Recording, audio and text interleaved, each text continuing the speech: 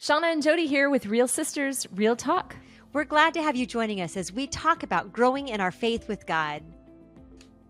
Welcome to Real Sisters, Real Talk. I'm Shawna here with my sister Jody, and we are so grateful for you and the opportunity to just kind of process life real time as we walk it out. We usually show up here with questions, not answers, and through talking it through in the presence of the Holy Spirit, and together we come to clarity. And this is kind of a crazy time that we're walking through right now. I know it's been a few weeks now, but there's a lot going on in the world. There are wars that are taking place right now. There was Charlie Kirk's assassination. There have been school shootings, just a lot of craziness happening in the world today. And we are not a political podcast. We have no desire to head down a political road here with the conversation, but we do want to be honest about what we're experiencing together and what we might be feeling, and process that together and look to Jesus as we process it out. So in light of that, how are you doing, Jodes? Yeah, along with that kind of the big things going on in the world, just even kind of zoning in, it just seems like there's been so much going on along in within my community and at church and things like that. And there's people facing hard things, and as we walk in that, as we wrestle that out, and then on top of that, sister, our Bible study is walking through Exodus, and so I taught out of Exodus 1 and 2 recently, and Exodus 1 is about the Israelites at Egypt. The Pharaoh from Egypt decides that the Israelites are getting too great of a nation. And so he wants to suppress them and stop them from growing. And so he says, let's make them slaves, and they were terrible taskmasters over them. They beat them, and it was terrible oppression, and they tried to stop them from growing that way. And when that didn't work, he told the midwives to kill the baby boys when they were born, let the girls live. And then when that didn't work, he said, well, then we'll just throw all the baby boys in the Nile River. And so you see this horrible time. And so if you look at their circumstances, it was so hopeless, right? And so we ended up talking about, and so I'm applying this to real time, real life, things going on in your personal life, or we don't know what you're facing out there. All of us are facing difficult situations in our lives. But when we look at our circumstances and our situation, it can feel so hopeless. It can feel so unsettled, like there is no security. We are not safe. But when we put our eyes on God, then it's we have a whole different perspective. And so one of the things I think, looking back to, this is going back quite a few years, but looking for where we place our security, when we look back to the time of COVID, one of the big learnings that I felt was very personal for me is I remember thinking when that security was kind of pulled out from under all of us, and we all felt very vulnerable to this new thing that was introduced to us, this COVID, and we were locked in our homes and all those. I remember thinking, I really have found security in my home. I thought that because I had a home, I was safe, right?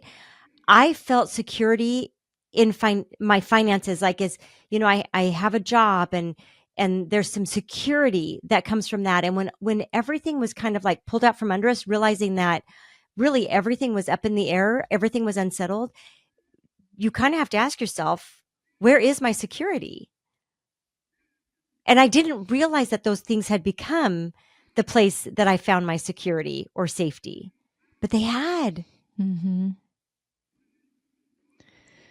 Yeah, I mean, COVID is a great example of just walking through kind of the whole world getting shaken, and how do you deal with that when you don't feel safe and you feel like your world is shaken?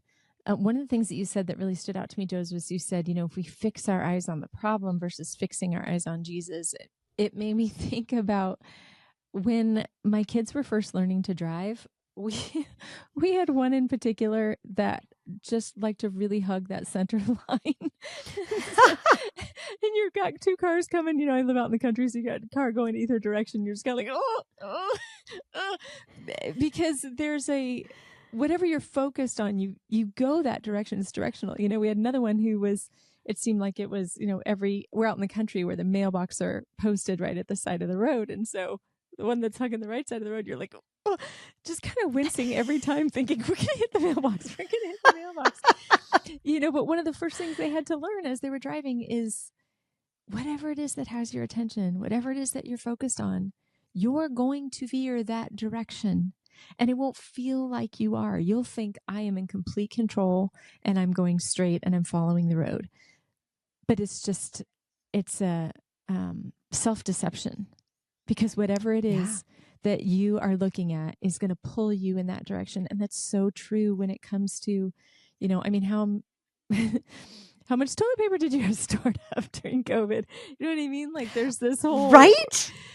Depending on how you're looking at things, you're going to behave according to what you're looking at and what you're, what's got your attention. And so I think it becomes even more important in times when we feel unsafe to just refix our gaze on Jesus and look at eternal truths and not temporal things that are going on for the security that we long for. Right. I mean, you said toilet paper, which is, so silly. We can all look back at that and go, wow, people were kind of nutty with that. But at the same time, like really people were buying toilet paper because they thought if they had enough toilet paper, then they would be secure. Mm-hmm. And you think, really? Toilet paper? That's what we're putting our security in. If we have enough toilet paper. It's like the golden calf, right? The Israelites and the golden calf. It's like, oh, that was a brilliant idea. We look at it now and we go, that's crazy. Also, toilet paper, putting your security in that, crazy. And the thing is, we can look back at it. We can look at their story, or we can look at our story in the past and see that. But it's harder to see in the moment that you're walking in. And so right now, in what we're walking through, I think it's important to pay attention to what our eyes are fixed on and what we think is going to provide the security that our hearts long for. Yeah. And I think that's the key. Like, I feel like that little piece of what am I looking for to provide security in this moment? What am I seeking out? And so, I think there's so many scenarios out there. There's people who have lost a loved one and your life is turned upside down because this person is no longer there. Plus, not only do you not have this person in your life anymore, but maybe your role has changed. Some things you have to do because this person used to fulfill that. Or, there's all these pieces that come with that. And so, in that scenario, what are you looking to for security? Are you looking for control? Are you looking for, there's a lot of ways that things that we can look for our security in. Are we looking to a bank account for security? If you might be in a big shift in a season of life, and so you're kind of trying to find your feet and looking for stability in things that the world provides, right? And there's all kinds of scenarios that this plays out in. There might be an illness, that you're wrestling out. There's so many ways that this plays out, and it could be just that, I don't know, something so like ordinary in today, that, I don't know, somebody moved your cheese and you're feeling like, what the heck? Like you just knocked my feet out from under me. Mm-hmm.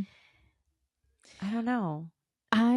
We've been processing a little bit of, the last few weeks on the podcast about, some of the feelings that I've been battling about beating myself up, feeling like I need to be perfect. I messed up. People don't like me. Wow. I sound like a mess when you put it all together like that. But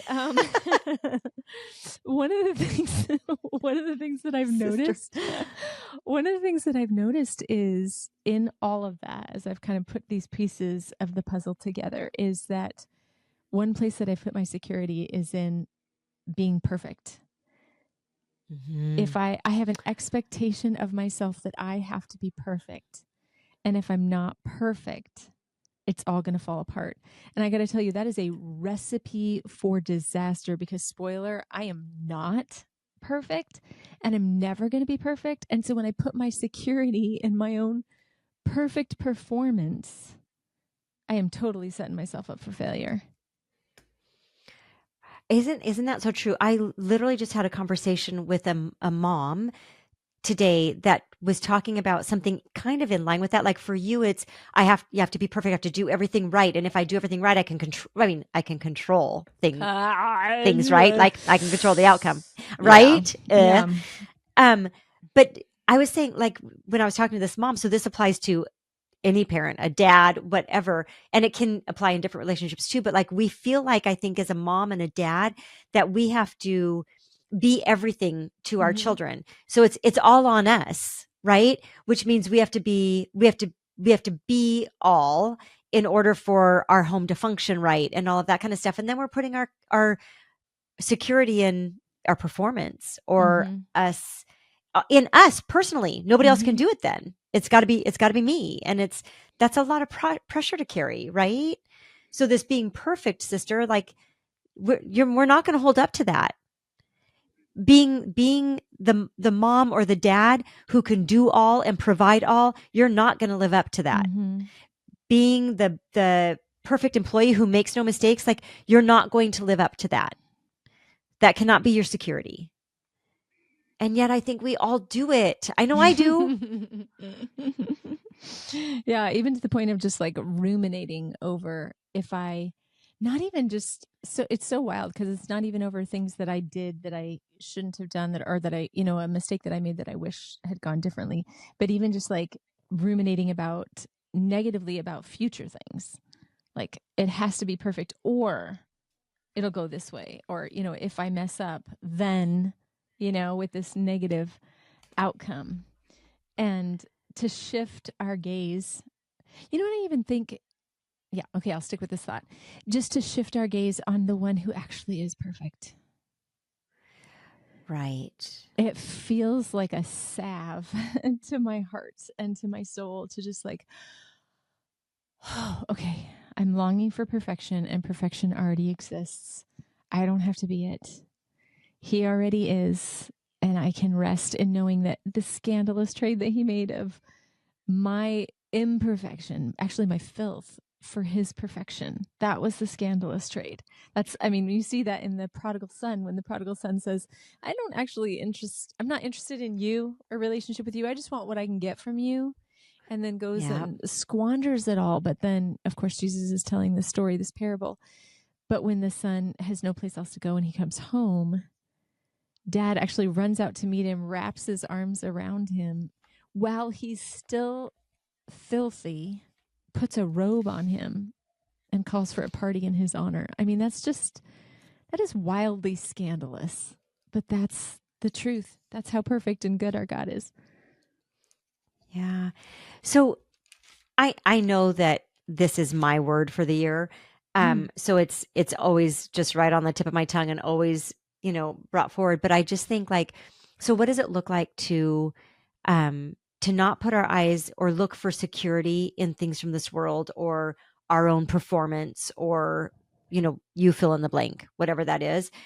How do we look to God and put our eyes on him in the midst of the craziness of this world and the craziness going on right around us and all of that. And I mean, the one thing that I think for me is hitting so hard is like, it is abiding in Christ. And so, and I just this last couple of weeks, it's almost been like there's been another shift in that for me of what it's meaning to abide in him.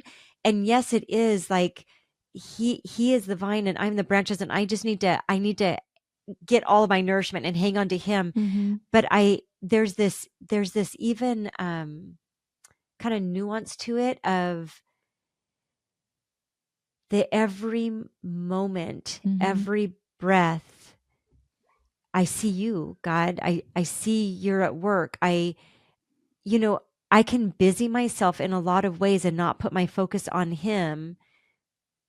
But it's turning my eyes to him in the little itty bitty things, and the kind of quiet moments of standing in a line and just shooting up a Lord, thank you that they had the things I needed today here, or God, I see this person, I don't know what they need, but you do. Would you just meet their need? Because you just showed me that person right now. God, what are you up to? I feel like there's been so much teaching, and there's such a tenderness in that kind of a abiding in him. So that's, I think, because I was trying to think, like, how do we put, like, we can put words to, we need to keep our eyes on God, but what does that look like moment by moment? Yeah. Constant awareness of that he's here. I'm taking myself right now in my head. I'm just taking myself back to a moment that happened recently where I woke up in the morning and I was like, is this real? Like, are these things really happening? Like, what is happening, Lord? And just tears. And I felt overwhelmed. And it's those moments, I think, are normal. I don't think we need to chastise ourselves for those moments. But in those moments, to say, I trust you. It's like you mentioned about COVID, Jodes. It's I'm not as in control as what I thought I was 5 minutes ago. And I need to remind myself, and maybe even say out loud, I trust you. Yeah. I was literally thinking the same thing. So even like when you talk about like feeling like you get your security in being perfect, because if you can be perfect, then you can control the circumstances and all that kind of stuff. But in that moment when you feel yourself striving for perfection, to stop and say, oh God, I trust you. I trust that you are at work here. I trust that you are sovereign. I trust, God, that you are holy. I trust that you're God and I am not. Right? I want to speak to this abiding thing really, really quickly. Just, I think the best thing that you can do when it comes to abiding is be resilient. And what I mean by that is, I'm training a puppy right now. We have a Bernese Mountain Dog, and he's 13 weeks old. And right now in particular, the most important thing for him to learn is to look to me. Now, I don't expect him to just like be staring at me everywhere I go and never take his eyes off me. Stuff's going to happen. Things are going to get his attention. He's going to get distracted. He's going to look away. What I want him to learn is to, when I say his name, to look at me. Because if I'm going to get emotional saying this, because if he's looking at me, he knows I'm your loving leader and I will let you know what is next. So if he's not looking at me and we're on a walk and a car drives by and it freaks him out and he feels insecure about it, he could bolt and run right in front of a car.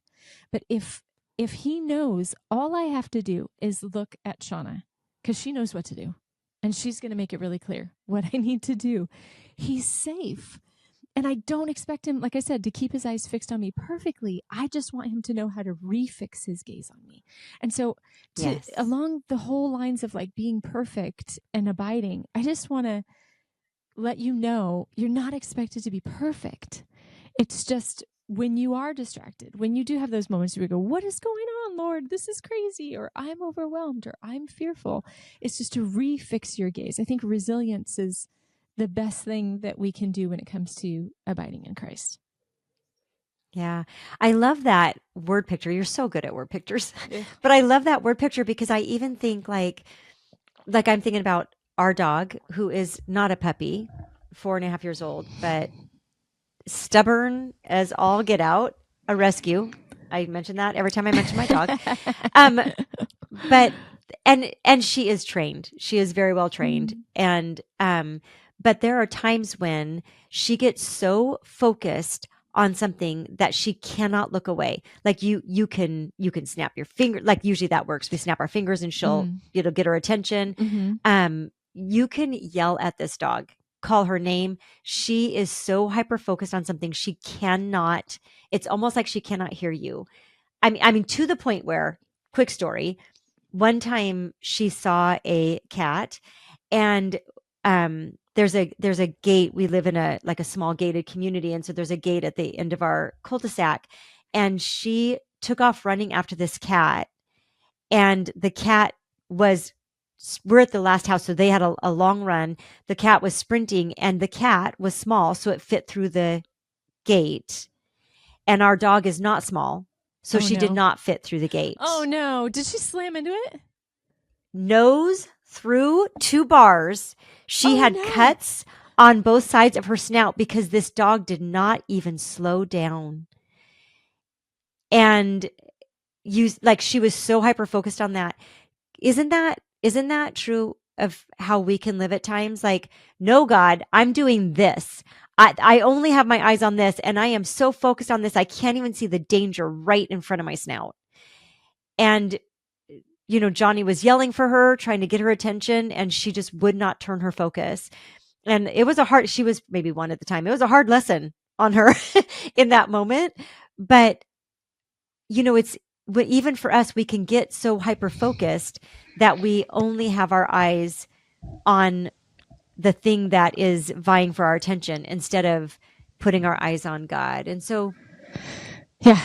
So don't beat yourself up if you get distracted or hyper focused. Don't slam into a fence for the love, but just learn to you know what I mean? Let God speak your name, get your attention, refix your gaze on him, because he's a good leader and he knows exactly what to do. I think that's another thing too, Joe, is just to be reminded that God's not freaking out right now, trying to figure out how to react to the events of the world. Yep. He's really not. He's not pacing in front of his throne. He's seated. He's not shook. And we can trust him to lead us well. Absolutely. And I think that's the most important thing to remember. So whatever you feel like is the thing that is unsettling right now, whether it's world events, whether it's something going on in your community around you, if it's something going on in your life personally, and you feel like your security has been threatened or has kind of been knocked out from under you, we truly, the heart of what Shawna and I are wrestling out today is our security is not in any of those places or is not in any things of this world. Our security is in God and God alone. And so we want to encourage you to turn your eyes to him, to focus on him, and to find our security and our hope and our trust in him.